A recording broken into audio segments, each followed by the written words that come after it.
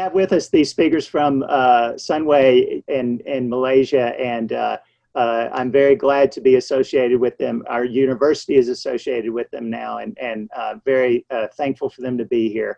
Mayco, Santaella and Azmyl Yunor, yep. From Malaysia. And Mayco, I guess I'll turn it over to you and ask you to give us a little overview about what the situation's like in Malaysia right now. All right. Well, thank you. First of all, I'd like to thank you, Storm, Gigi, for organizing this. I'd like to thank Diana also for the connection, and yeah, your institutions who are helping in these times. Me and Azmyl are at the Department of Film and Performing Arts here in Kuala Lumpur at Sunway University. And yeah, like all of you, we're facing a lockdown. We have been in the lockdown since March 18.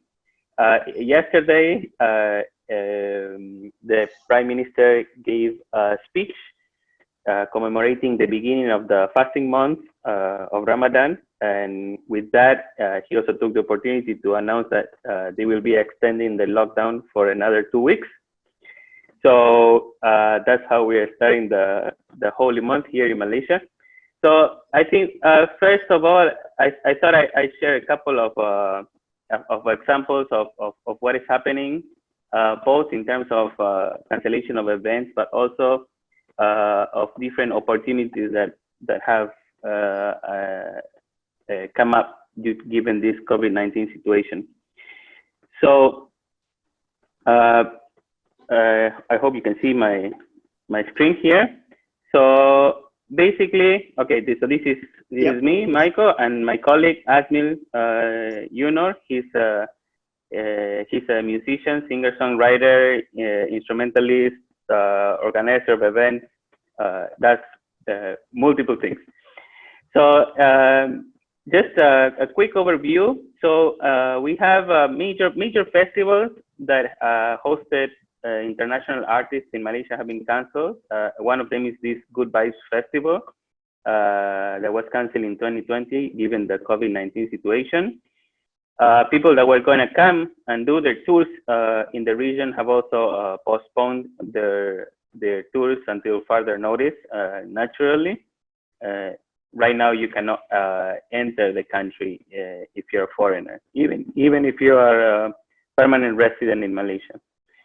Our famous Rainforest World Music Festival, which takes place every year in July, is also has been postponed due to the COVID-19 situation, as you can see on the webpage.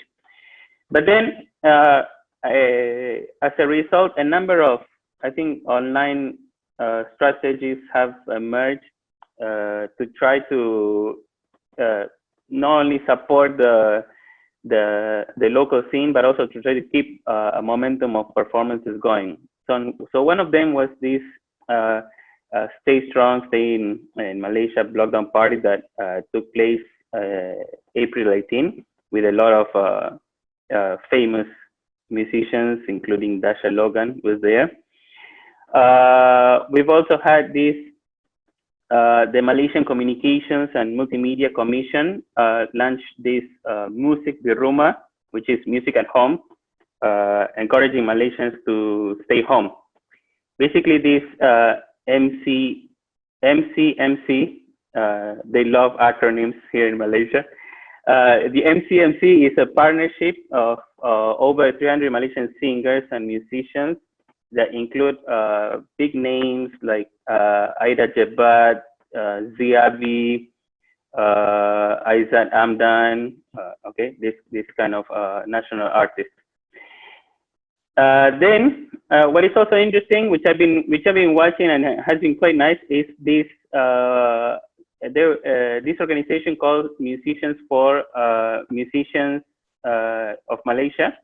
In Malay, it's called Persatuan Pemusik Tempatan Malaysia, which we're going to have a benefit concert. It was scheduled for March 15.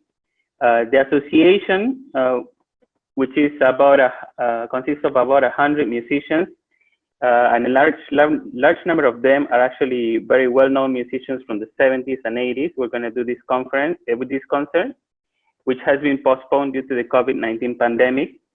And as a result, if you go to their web page on Facebook, you can actually see most of them streaming their music online and playing songs from home.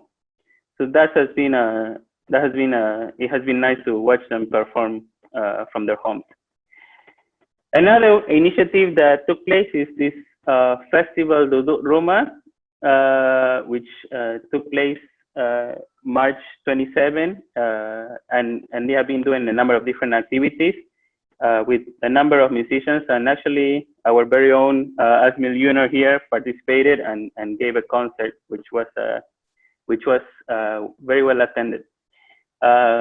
So yeah, maybe this is a good time to pass it over to Azmyl here to share some of his experiences also as a musician and singer-songwriter during the times of COVID-19. Azmyl? All right. Sorry, my house is a bit noisy here. Kids around.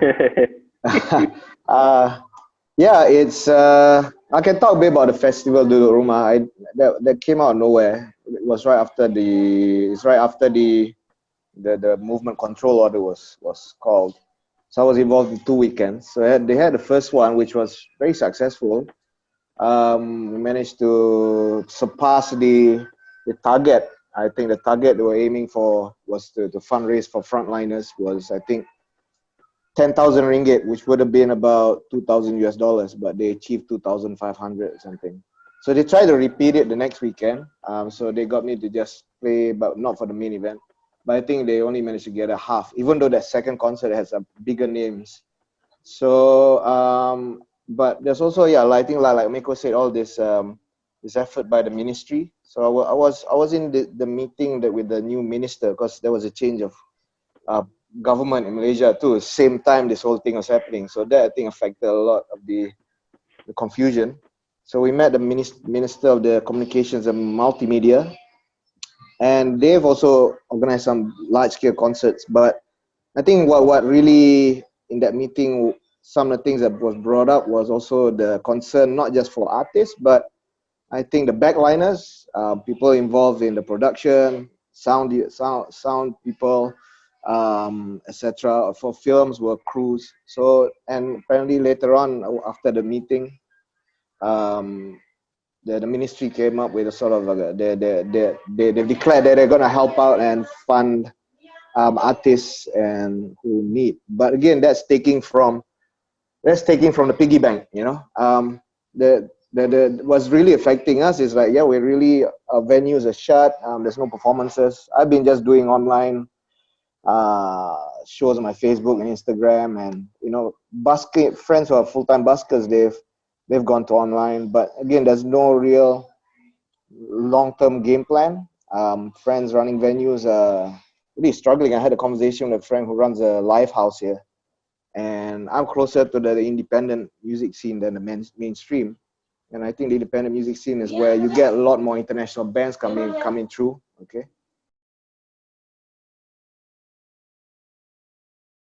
I'm around the world right now, okay? So anyway, so they were saying that they had a sponsor, but the sponsor had to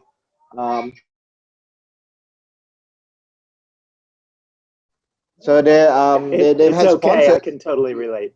Relate to this. Kids. Yeah, my wife chasing my daughter. Anyway, yeah, but the sponsors had to pull out because the guy who was the contact person from that, I think, company was going to lose his job. So you see this domino effect.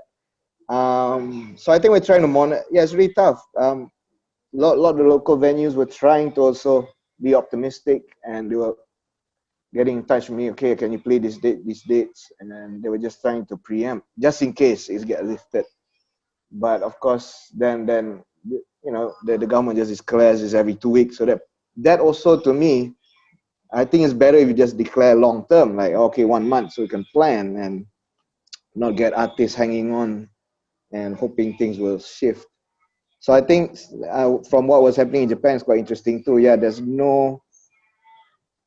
lot of like the entertainment tend to come from overseas, and already before this whole crisis, I think venues were already struggling, especially indie. Underground scenes are okay. I mean, they're faithful in small numbers, but I think the indie scenes that bring a lot of bands from Japan. My friend who runs that live house from Japan, touring bands, they're really struggling because they're trying to find different ways to latch on online, but again, you need that communication infrastructure. Like even that first festival that I played, they were a bit ambitious. They had like 20 artists, so I was the fifth, and the whole Zoom, they had it on Zoom, and it all crashed after my set. So so that's why they needed to. But I think it's trial and error at the moment. Everybody's just trying to figure this out, and stay positive, really. Yeah. Yes, and we've shared some articles related to that in the chat box for everyone. Okay. Yeah. Mayco, So, I mean, yeah. Go ahead. Go ahead. Yeah. Yeah. I mean, I was supposed to launch a new album in July, so I think that's gonna like wait, because I think the CD printers aren't open too, so it's in the long term. so anyway, yeah, I'm also trying to do more online content. That's the silver lining. So I've been collaborating with filmmakers, doing different stuff online, and had shot stuff before. So it's also, in a way, the silver lining is that if you already got stuff in the back burner, I think it's a good time to work on those. But for those who are really in the live circuit, I think it's really tough. I've managed to at least leverage, because I also write. I became a columnist for a newspaper online, and that's supplanted my gigging earnings for the time being. Yep. Great. Well, thanks for sharing that, and it certainly sounds like a challenging situation. We have a question in the Q&A I'd like to put forth. How does the government allocate funds for musicians? Is there a relief fund and that they give musicians?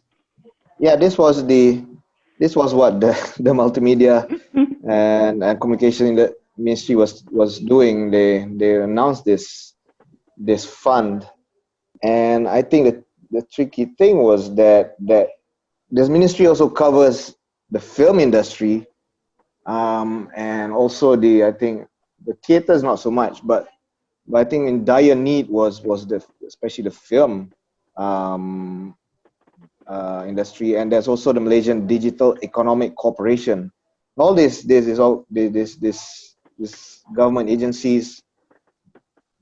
I don't know. There's a lot of agencies, so that alone, I think there's a lot of bureaucracy involved, and the artists who need help, they're sort of from the lower income, and they might not have for example, I think they need some sort of formal declaration that and they don't have that stuff. So all this paperwork. So I think that's one thing about having funds, but whether that funds get channeled is another thing altogether.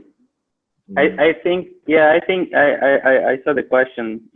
Thanks, Diana. I think that even before this COVID-19 era, the situation was already quite rather difficult for many of them. I mean, I was talking to Azmyl yesterday.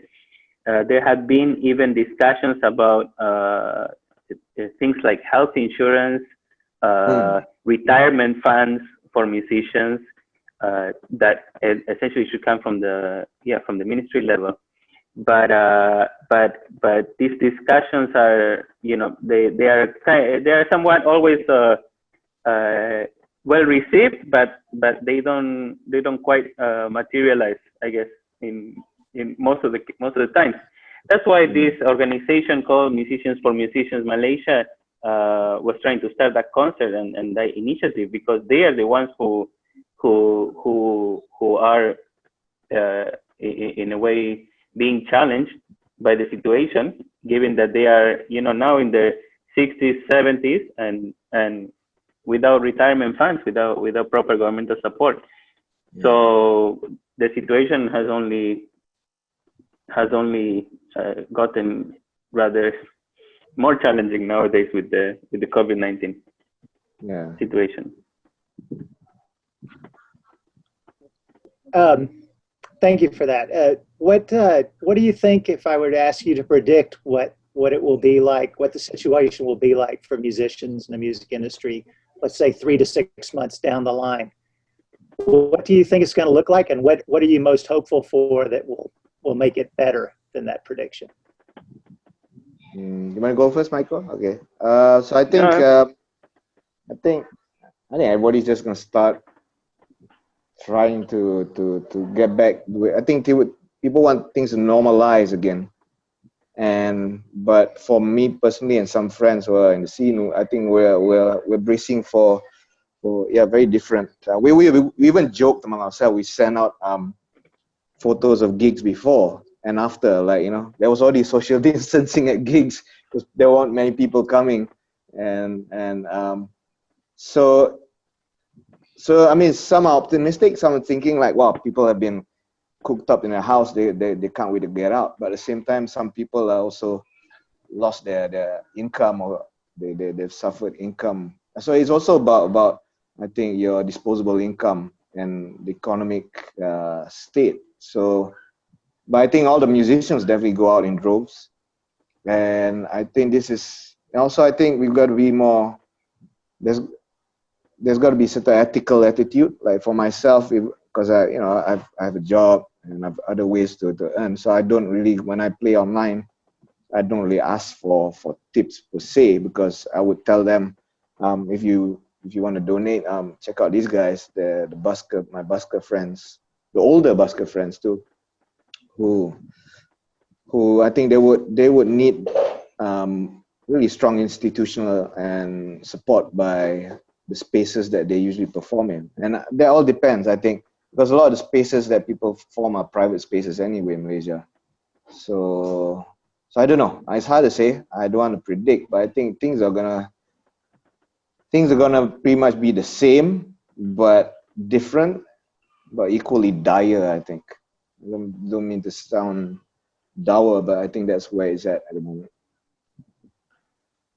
Because I was by myself, I was already reaching out. I was touring the region, trying to build an audience around Southeast Asia. I was touring Indonesia twice in the last 2 years, and that was really healthy. And then that really, now with this, I think that will have to wait. I was touring Thailand end of the year, and it was so exciting. Then this came, and it's I don't know. It's hard to say, because initially going around the region was my trajectory, but it's not going to work. Mayco, any thoughts on that? Yeah, I think quite similar. I mean, there are a lot of local musicians in Indonesia, in Thailand, in Malaysia that are usually touring in the country, and Azmyl and a number of them that are going to different countries to play as well, and that is not going to be happening, I guess, for a couple of months for now. There's actually quite a large industry quite a large indie scene in the region, I think, in general, of musicians that are performing, supported by larger corporations. In Indonesia is mostly the kretek, the cigarettes firms that support the events, so that's a challenging one. And then in Thailand it's mostly the beer companies. So recently the Thai government has actually banned the consumption of alcohol, so as to stop people from gathering, which is an interesting initiative, I think. But yeah, I mean, I think that definitely people are looking for new ways to kind of keep the momentum going, like Azmyl was saying, and keep performing online. From the audience side and from all the people that are staying at home, it's nice to see a lot of gigs on Facebook and to kind of see a lot of musicians that sometimes it's also, you know, hard to catch up with, because either you don't have, you know, there are many events going on, or they don't play at the time that you can and go and see them and whatnot. So that is, I mean, slightly positive, but I think the large type of consequences are quite negative in general. So I think that, I mean, and I think that definitely government and different institutions should jump in, and I think not just in providing aid, but actually looking for ways to either try to work maybe with musicians to assist the community, try to do community service or community working with musicians, for example, would be a positive initiative, I think, moving forward. Great. Well, we've got just under 10 minutes left. If there are any other questions from anyone, please try to put those in the Q&A box or in the chat. When we talk about all these effects, what do you think about the music consumer six months down the line? How will they be different in general than the music consumer prior to this, if anyway, particularly with live music? Okay. Well, I'll give you a picture of Malaysia consumer. I mean, we've got a very poor cultural attitude to live music in Malaysia. One, because the pop culture here is very strong, where there's a cover band playing and people don't pay cover charge. So venues that are more independent run, live houses, which follows the Japan model, aren't many. There's probably 2 or 3. And they sometimes get patrons who are just belligerent, saying like, "Why I gotta pay to come in?" And it's just one band, or so. So that's that is already seeping, and that's already one handicap. And also, a lot of not many places and not many bands also produce works or merch. And that's a fairly still indie and underground practice. It hasn't crossed over. A lot of mainstream artists are actually product ambassadors, and that's how they earn their living from. They have one hit and then they just sell some coffee and do the thumbs up and all that stuff, a big poster. And so it hasn't been sustainable, actually, when you think about music here. So the consumer, in the sense of sales, I think is tough, but virality, I mean, Malaysians spend a lot of time online. So that's a different stat altogether. So it's producing online content that's compelling, I suppose. So you get a lot of YouTube hits and the influenza, pardon the pun, sort of attitude is still is probably a way forward, but that's not really healthy to live music. Yeah, it's tricky. I mean, so there's a lot of, it's not a question of talent. It's the audiences. Audiences need to be converted to understand the cycle. And when we had a meeting with the minister, he was blown away by the fact, what do you mean you can't earn anything online, concerts? So I mean, and we've had a change of governments in the last 3 years, so you don't have a consistent policy, nor are they from the different, the arts ministry is under tourism in Malaysia, but music and live film, music and all this is under this multimedia and communication ministry. So the attitude towards, I think it's always interesting looking at where the arts is parked in Malaysia. And if it's under tourism, then it's purely based on doing shows and stuff. Whereas if you look at the other half of it, which is under the communications ministry, it's more about the mediated manners in which you can earn. So I don't know to what degree are they really concerned about live music. If they're doing all this initiative, fine, but when things go back to normal, it'll just probably end up the way it was, because there's no particular, where does it fall under? I think that hasn't been really addressed. So yeah, even though Malaysians are huge consumers, huge consumer culture, but it's really just they consume a lot of fat. They don't consume the good stuff. Yeah. Mm-hmm. Storm, there's a question in the Q&A. Yeah, I was just about to ask that. We do have a question from Shan. Do you know if the musicians of other races in Malaysia are in the same situations as Malay musicians? Yeah, we are. Okay. I mean, I think the independent scene is very diverse. Whereas, like, when you see the list of, I think, those concerts that Mayco has shared, those are Malay artists. And that's another thing I need to address. The industry here is also split by race primarily because of language. And this was a phenomenon that became more evident as the politics became more divisive over the last 20 years. The golden era where Malay language was more, we owned it, was the 70s and the 80s, and that kind of dissipated later on.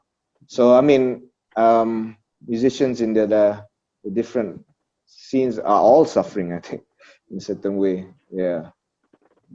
Yeah, but I think like asking, so just as a background, I mean, the government does identify somewhat largely three races here: Malays, Chinese, and Indians, which I think at the national level, in the national industry, I think still largely maintain these categorizations in many ways. But like Azmyl mentioned, in the indie scene, you can actually see a lot of people attending, and I think it's because of the venues whereby a lot of Malay and Indian and Chinese musicians will play in the same venue. So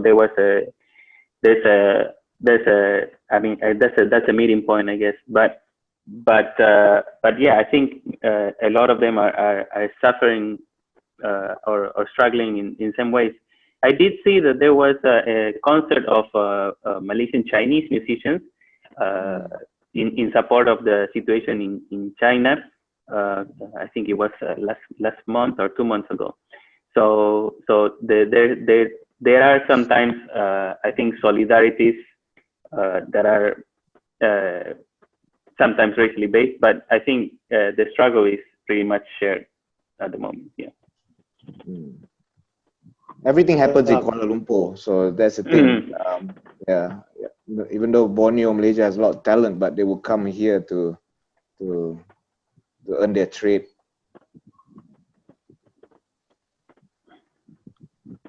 Okay, well, thank you for sharing all of your vast knowledge here about Malaysia, and I think we picked the right people. We have the right people for this discussion, and I want to thank everyone who sat in for this session too. It is for you all early in the morning, for some of these folks a little later in the evening. So, are there any last comments you all would like to make before we close down, and then we'll talk about what's ahead? Anything else? Mayco. Well, can I ask, how would you like people to reach out to you? Do you want people to email you, go to websites? Feel free to share that in the chat box. Who would you like to reach out, and how would you like them to reach out to you?